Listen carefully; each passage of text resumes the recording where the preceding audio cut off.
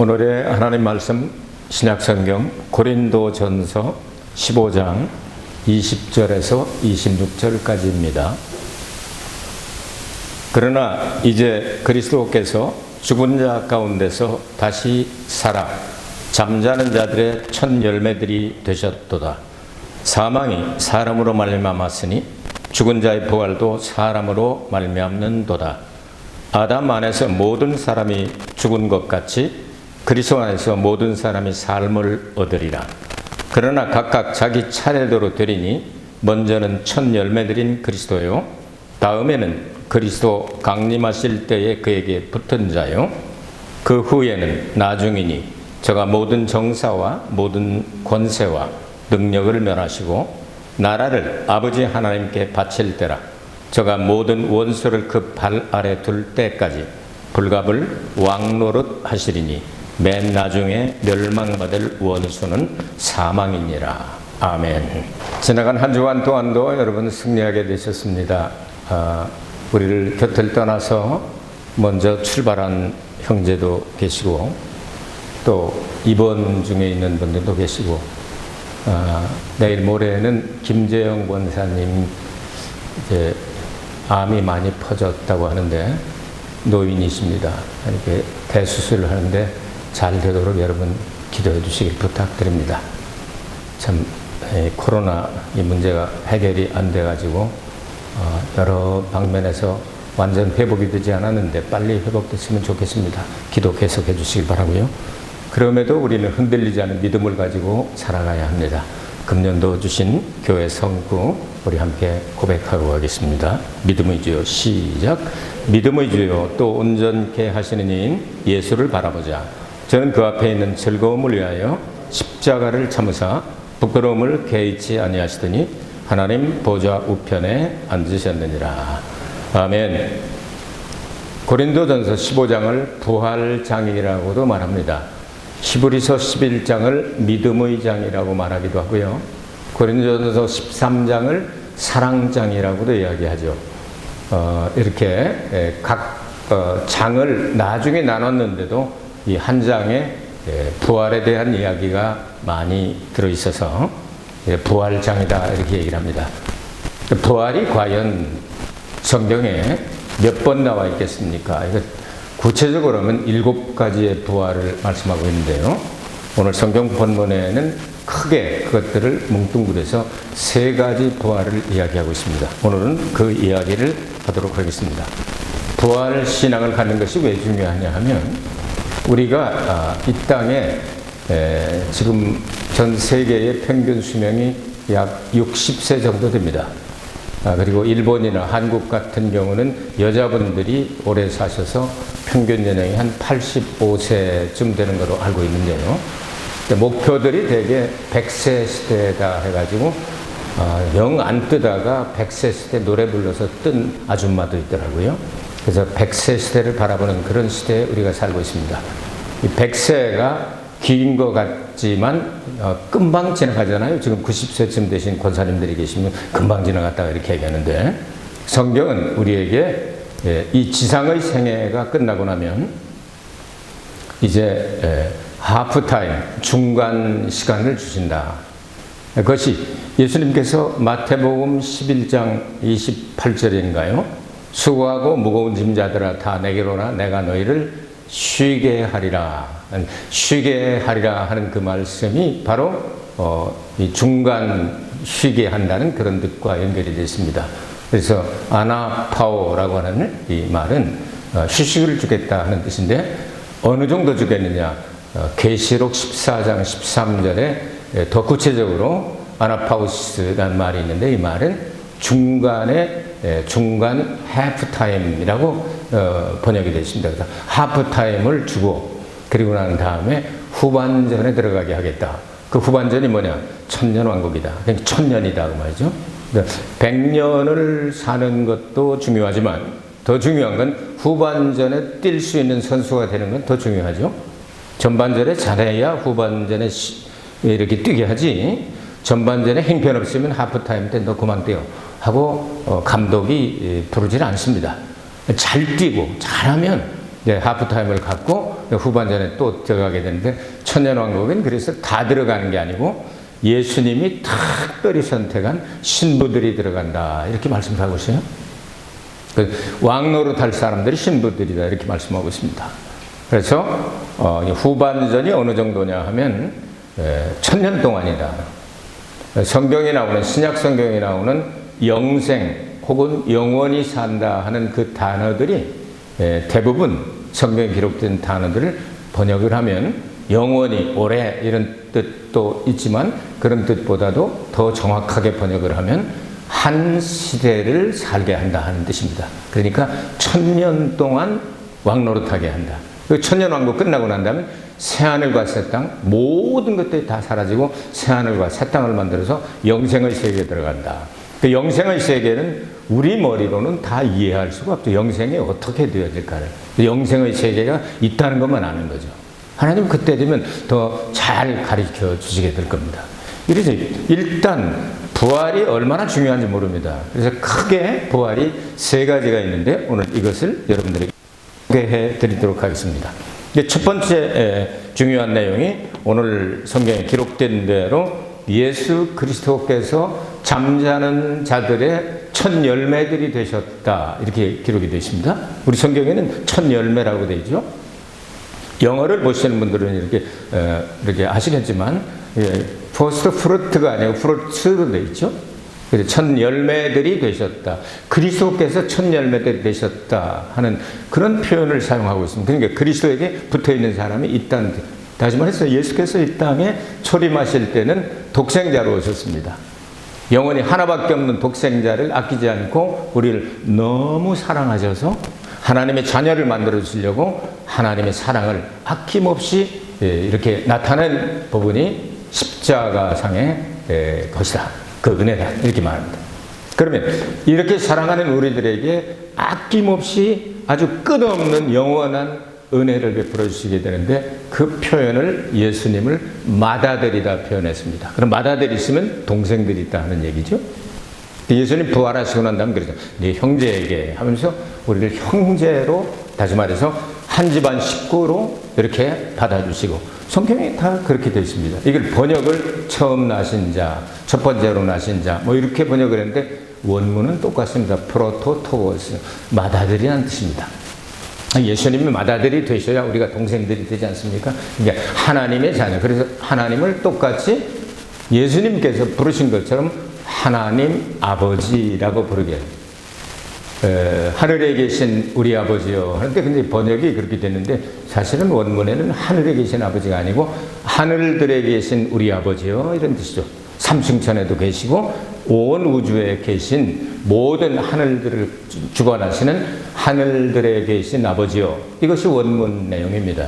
이런 내용들을 생각하게 될 때 예수님께서 부활하실 때 첫 열매가 아니고 첫 열매들 오늘 20절과 23절에 나오고 있죠. 이게 예수님께서 첫 열매들 근데 Christ the first fruit 이렇게 되어 있습니다.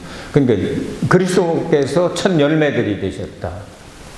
구약시대 예표에서도 초실절날 이렇게 알맹이 하나 같다 하는 게 아니죠. 첫 번째 익은 곡식을 한꺼번에 단으로 묶어가지고 흔드는 것처럼 예수 그리스도께서 부활하시게 될 때 어떤 일이 일어났나? 여러분 마태복음 27장 52절 53절 한번 보시겠습니다. 마태복음 27장 52절 53절 52절 53절 한번 해보면 참 좋겠네요.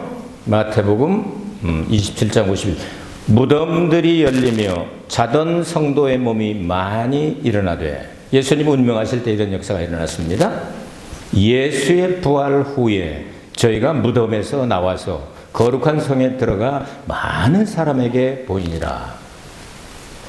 자, 그러니까 예수님 부활하시고 나자 따라서 그들도 무덤에서 나와서 구약의 성도 일부분이 나와서 성도 예루살렘에 들어가서 나 이렇게 부활했다는 걸 보였다. 그렇게까지만 기록되어 있습니다. 그리고 어디 갔는지는 성경에 기록되어 있지 않기 때문에 아무도 알기가 어렵습니다. 자, 중요한 내용은 예수 그리스도만 부활하신 것이 아니라 예수 그리스도의 첫 열매들이 함께 예수님 부활하시고 난 다음 따라서 부활해서 이것은 영도 아니고 혼도 아니고 그들의 몸이라고 기록이 되어 있죠. 그게 몸의 부활. 그럼 몸의 부활은 우리 이런 몸이냐? 아닙니다. 그래서 15장을 자세히 읽어보면 이 땅에 살고 있을 때 필요한 육신의 몸이 있는 것처럼 이제 하나님의 나라에 들어가서 살 수 있는 이 부활의 영의 몸도 있다 이렇게 말씀을 했습니다. 예수님께서 그걸 보여주셨죠. 그래서 이런 공간이 막혀 있는데도 그냥 탁 보이시고 싶을 때 보이실 수 있는 그런 몸. 그렇다고 해서 또 이건 영은 아니구나 하는 거죠. 영은 살과 뼈가 없지만 나는 살과 뼈가 있다. 살도 있고 뼈도 있고 먹을 수 있다. 그래서 생선 구이 좀 가져와 봐라 해가지고 아침 식사 또 하시잖아요. 이런 내용들 정말 아주 불가사의한 우리가 이해하기 어렵지만 실제로 있는 그런 몸을 우리에게 주시게 될 것이다. 이것을 이렇게 순서로 말한다면 제일 먼저 일어난 부활이다 이렇게 말할 수가 있죠. 크게 세 가지를 말씀을 드린다고 했죠. 자, 그 중에 하나 또 이렇게 해서 육신의 부활이 아니고 영적인 부활에 대해서 좀 생각을 해보도록 하겠습니다. 그 영적인 부활은 어떤 부활이냐면 우리가 예수님을 믿고 날 때 이것은 영으로 우리의 심령이 속사람이 변화되는 것입니다. 여러분 핸드폰 같은 거 이렇게 사용하시면은 기계가 좀 많이 비싸졌더군요. 어떻게 갈수록 싸져야 되는데 갈수록 비싸져요. 핸드폰 같은 걸 가지면 기계에 산다고 그래서 전부 다 이게 통하는 거 아니잖아요. 그냥 되는 게 아니잖아요. 가서 그 전문가들이 이렇게 안테나를 열고 뭘 아주 복잡하게 하고 돈 다 띄어먹을 거 띄어먹고 해야만 그 다음에 딱 신호가 들어오는 것처럼 영적으로 죽어있는 사람이 깨어나야 하나님 나라하고 교통이 시작이 됩니다. 그래서 영적으로 갈급해서 말씀 읽고 싶고 기도하고 싶고 전도하고 싶고 하나님을 찬양드리고 싶고 이런 마음이 생겨나는 게 영적으로 살아난 거듭난 사람의 외적인 증거가 되고 내적인 증거가 될 수가 있어요. 여러분 어떻습니까? 1년 내내 기도 한 번 안 해도 하나님이 알아서 다 해주시는데 믿음이 내가 최고지 그렇게 생각이 되십니까? 아니죠. 기도는 호흡과 같아서 막히면 이게 문제가 생깁니다.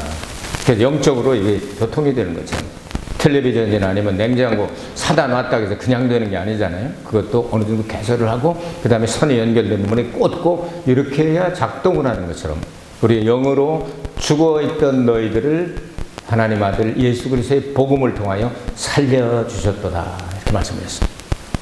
예수님께서 요한복음 5장 24절에서 25절에 이런 말씀을 하셨습니다.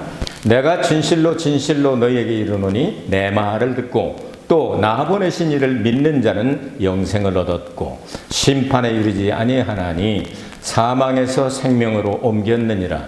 진실로 진실로 너희에게 이르노니 죽은 자들이 하나님의 음성을 들을 때가 오나니 곧 이때라. 듣는 자는 살아나리라. 이 말씀은 육신이 산다는 내용이 아니죠. 영적으로 산다는 내용이 아니겠습니까? 이런 말씀이 성경에 여러 번 나오고 나는 부활이요 생명이니 나를 믿는 자는 죽어도 살겠고 무릇 살아서 나를 믿는 자는 영원히 죽지 아니하리니 이것을 네가 믿느냐? 나사로의 그 누이들의 그 예수님께서 말씀하신 내용이죠. 이런 내용들을 생각하게 될 때 믿고 구원받은 자들은 속사람, 영적인 사람이 부활한다. 그 영은 어떻게 다시 되는 게 아니고 영원히 계속되는 그런 영이다. 그래서 하나님께서 그 영에다가 또 하나님의 이제 신령한 몸을 나중에 준 것을 부활이라고 말합니다. 이 내용은 변할 수 없는 그런 내용이죠. 예수님께서 우리에게 칭의의 은혜를 주셔서 예수 그리스도께서 십자가에 달려 죽으신 것을 하나님이 살리신 것을 우리가 마음으로 믿고 그리고 입술로 고백하면 그런 사람에게는 바로 의롭다 하신 곧 구원을 주시겠다. 그래서 사람이 마음으로 믿어 의에 이르고 입으로 시인하여 구원을 얻느니라 이렇게 말씀하게 된 거예요. 이것이 가장 모범적인 신앙 고백이죠. 로마서 10장 9절에서 10절 말씀입니다. 자, 여기까지는 전부 다 이루어진 일이고 또 우리도 잘 알고 있는 일입니다. 문제는 이제 휴거와 재림과 요 내용이 이제 조금 해석자에 따라서 달라질 수 있기 때문에 요걸 좀 우리가 좀 살펴봐야 되겠죠. 데살로니가 전서 4장 13절에서 18절까지 찾아주시기 바랍니다. 살전 413에서 18절까지 찾아주시길 바랍니다. 자, 읽겠습니다. 우리가 예수에 죽었다가 다시 사심을 믿을지인데 이와 같이 예수 안에서 자는 자들도 하나님이 저와 함께 데리고 오시리라. 자는 자입니다. 15절 우리가 주의 말씀으로 너희에게 이것을 말하노니 주 강림하실 때까지 우리 살아남아 있는 자도 자는 자보다 결단코 앞서지 못하리라. 그러니까 살아남아 있는 자, 아직 죽지 않은 자와 자는 자를 구분했습니다. 16절입니다. 주께서 호령과 천사장의 소리와 하나님의 나팔로 친히 하늘로 조차 강림하시니, 이것은 3층 천입니다. 셋째 하늘에서 강림하시는 겁니다. 그리스도 안에서 죽은 자들이 먼저 일어나고, 이건 무덤에 들어가 있는 사람들을 이야기하죠. 예수 믿고 세상을 먼저 떠난 사람들을 이야기합니다. 그렇죠? 여기서 자는 자가 죽은 자로 바뀌었죠. 자, 봅시다. 그 후에 우리 살아남은 자도 저희와 함께 구름 속으로 끌어올려 공중에서 주를 영접하게 하시리니 그리하여 우리가 항상 주와 함께 있으리라. 공중이 이제 예수님을 만나는 장소가 되는데, 자는 자들, 죽은 자들, 그리고 살아남아 있어서 변화된 자들이 모두 다 함께 공중에서 예수님을 영접하게 될 것이다. 그런 내용이죠. 이걸 해석하는 이 교단이나 아니면 주의자들에 따라서 조금씩 달라지게 됩니다. 예를 들어서 세대주의자들은 7년 환란 오기 전에 교회는 다 올라갔다 그 사람들이 자는 자니까 데리고 온다, 이렇게 해석을 하고, 유대인들은 나중에 또 부활한다. 그래서 이방인과 유대인들의 부활의 시기를 7년간 차이를 두고 이야기를 합니다. 그러나 대부분 근본주의자나 아니면 복음주의, 개혁주의에서는 그게 어떻게 그럴 수가 있느냐. 예수님께서 재림하시게 될 때 한꺼번에 데리고 오는 자가 있다면 좋다. 자는 자 있으면 깨우고, 그리고 살아있는 사람들은 변화를 시켜야 공중으로 가지 않습니까? 그렇게 해서 한꺼번에 만나는 것이지. 대부분은 그렇게 생각들을 하고 있습니다. 어쨌든 이런 내용들이 성경에 양쪽 다 생각할 수 있을 만한 그런 비슷한 구절들이 있기 때문에 해석상의 문제가 되지 우리의 구원과 관계되는 건 아닐 것 같다.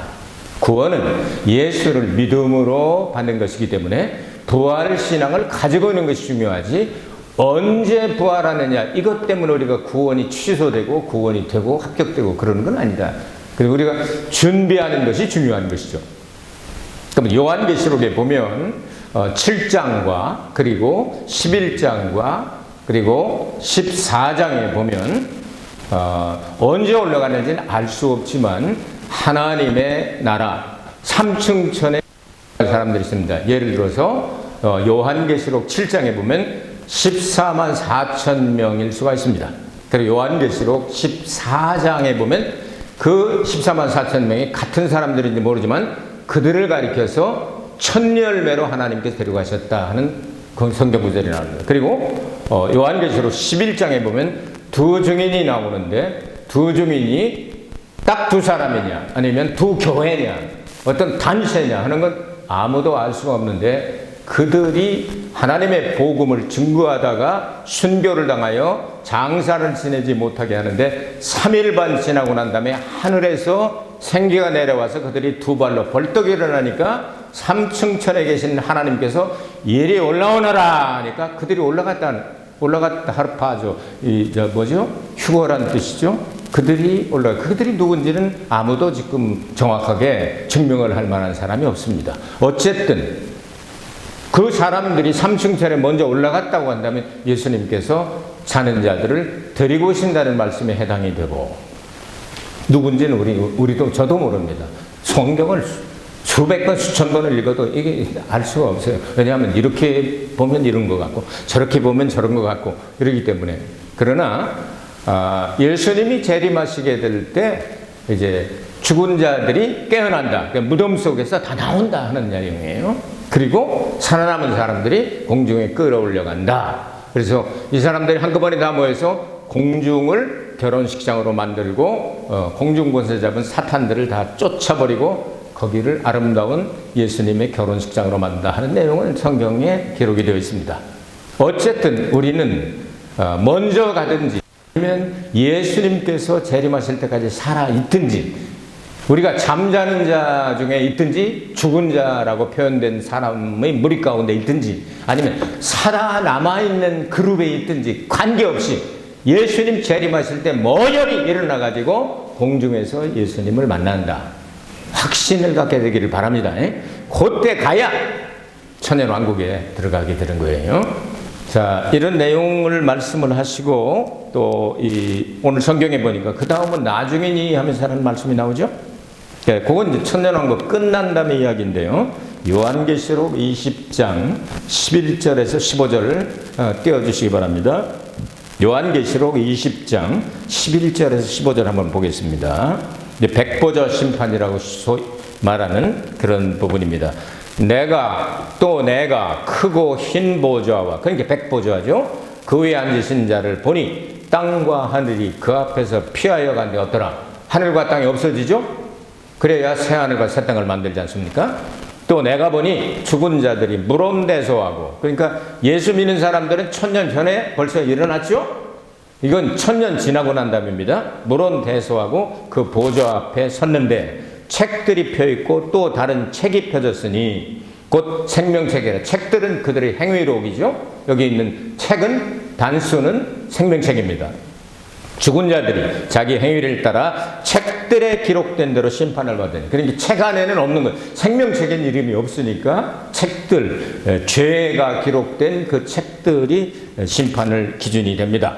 바다가 그 가운데서 죽은 자들을 내어주고 또 사망과 음부도 그 가운데서 죽은 자들을 내어주매 각 사람이 자기의 행위대로 심판을 받고 사망과 음부도 불못에 던지우니 이것은 둘째 사망 곧 불못이라.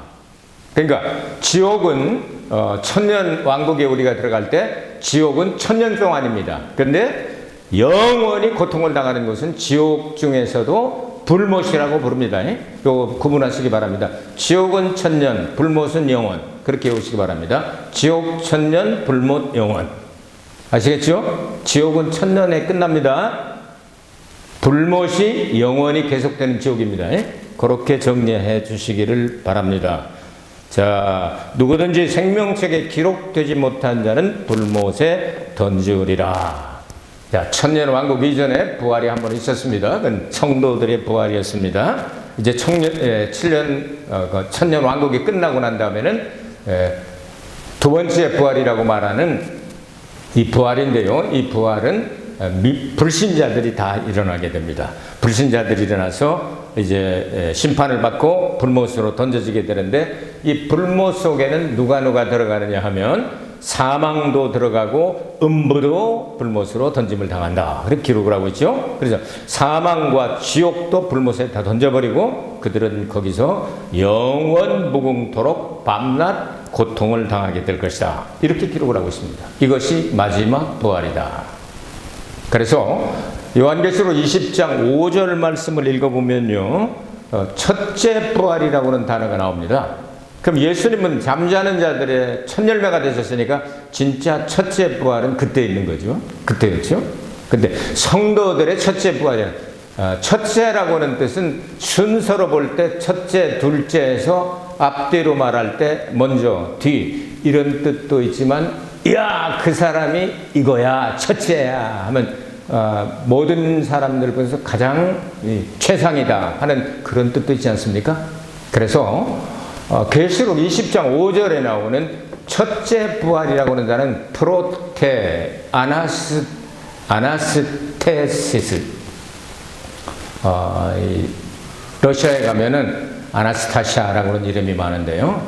그게 부활이란 뜻입니다.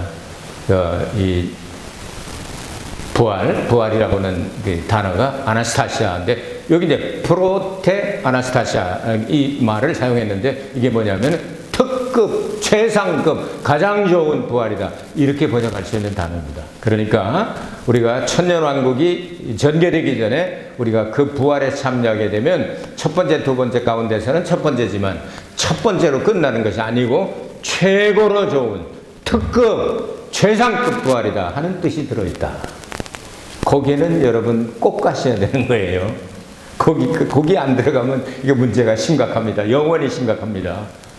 이렇게 성경에는 부활들이 여러 가지가 있습니다. 예를 들어 예수님 부활하셨고 구약의 일부 성도가 부활했고 신자가 영적으로 부활하고 또 천열매로 간 요한계시록 14장에 부활이 있고요. 그 다음에 구약의 성도가 부활하는 거 에스겔 37장에 나와 있고 재림하고 휴거하고 부활할 때 6번째 그 부활이 있고 그 다음 백보자 심판 후에 악인들이 부활해서 심판받는 것 7가지가 나와 있는데 이것을 3가지로 정리를 했습니다.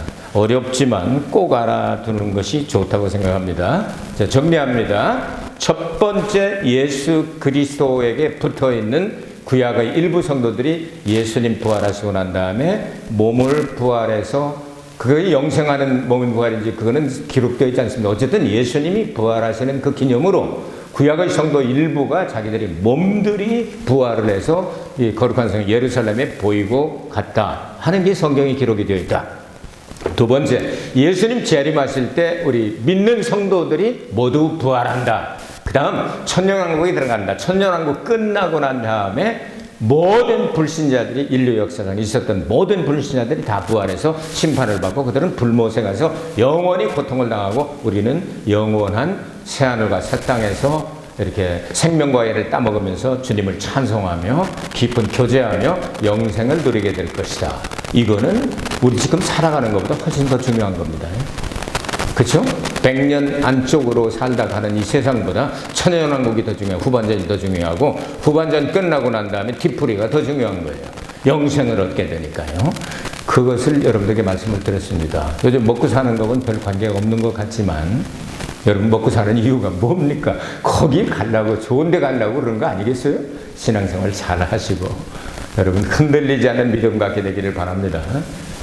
믿음은 들음에서 나오고 들음은 또 이렇게 그리스도의 말씀에서 나오게 되는데 들었으면 그 다음엔 실행으로 움직이는 행동하는 믿음 갖게 되길 바랍니다. 그리고 때가 차면 반드시 열매로 바꿔지게 될 것입니다. 금년도 3대 목표입니다. 예수님 안에서 다가오는 한 주간도 무슨 일이 있을지 우리는 알 수 없지만 주 안에 있는 나에게 딴 근심이 있으라. 십자가 밑에 나아가 내 짐을 풀었네.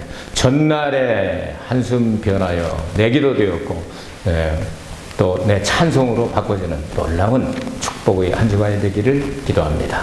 살아계신 아버지 하나님 감사합니다. 성경에 기록된 부활 7가지를 3가지로 나눠서 정리해 드렸습니다. 이 말씀을 들은 자마다 최특상 첫 번째 부활에 참여하게 하여 주시고 예수님의 신부로 들어가서 천년왕국에 왕노릇할 수 있는 은혜와 축복을 내려 주시옵소서. 예수 그리스도 이름으로 간절히 축복하며 기도하옵나이다. 아멘. 하나님 앞에 영광의 박수, 감사의 박수를 드리겠습니다.